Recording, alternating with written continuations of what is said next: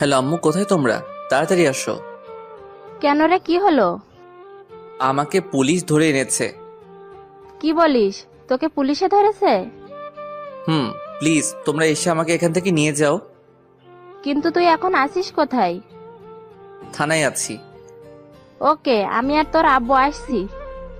এই বলে ফোনটা কেটে দিল। ওই, তোর কথা বলা হলো? কে বললো তা দেখার জন্য উপরে তাকাতেই তো অবাক ক্রাশ খেলাম। এত সুন্দর কিভাবে হয়? না না, এসব কি ভাবছি। জি ম্যাম, আমার আব্বু আম্মু আসছে। চুপচাপ ওখানে বসে থাক। কিন্তু প্লিজ বলুন, আমার অপরাধটা কি? সেটা তো তোর বাবা মার সামনেই বলবো। না, আপনি আমাকে বলুন। দোষ যেহেতু আমি করেছি তাই আমাকেই বলবেন। তোকে চুপ থাকতে বললাম না? কেন চুপ থাকবো আমি?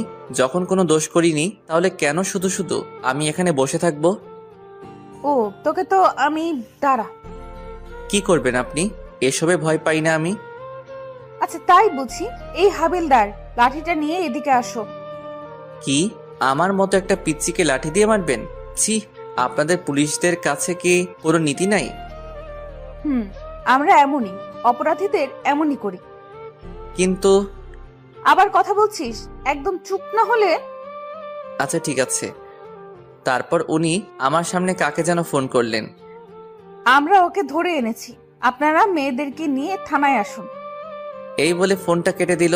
একটু পরে আমার মা বাবা আসলো। মা তো আমাকে দেখে কান্না করে দিল, আর আব্বু আমার দিকে রাগী দৃষ্টিতে তাকিয়ে আছে। তাহলে আপনারাই ওর বাবা মা? জি, আমি ওর বাবা। আমার ছেলের অপরাধটা কি?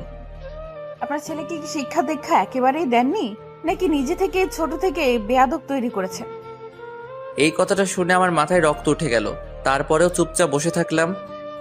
কি বলতে চান আপনি? আমার ছেলের অপরাধটা কি? আপনার ছেলে কোথায় যায়, কি করে, এসবের খবর রাখেন তো? দেখুন, আমরা আমাদের ছেলেকে কখনো কোনো ভুল শিক্ষা দেইনি। এখন যদি কোনো অপরাধ করে থাকে তাহলে আমাদের বলেন। আপনার ছেলে রাস্তায় দাঁড়িয়ে দাঁড়িয়ে মেয়েদের ইফটিজিং করে। এই কথা শোনার পর তো আমার মাথায় আকাশ ভেঙে পড়ল। জীবনে কখনো কোনো মেয়ের দিকে তাকাইনি, আর এ বলছে আমি নাকি ইফটিজিং করি। সব মিথ্যা কথা আব্বু। অসম্ভব, আমার ছেলে এই কাজ কখনো করতে পারে না। আপনার কাছে কি প্রমাণ আছে? আছে, একটু অপেক্ষা করেন। ম্যাম, আমরা এসেছি। এই তো চলে এসেছে। কিন্তু আমি তো এনাদের কখনো দেখিনি। এনারা আমার নামে মিথ্যা অভিযোগ দিয়েছেন কেন? তুমি এদিকে আসো। জি ম্যাম। তুমি নির্ভয়ে বলো, এটা সেই ছেলে না যে তোমাকে প্রতিদিন ডিস্টার্ব করে? মেয়েটা আমার দিকে তাকিয়ে আছে। কিছুক্ষণ তাকিয়ে থাকার পর বলল,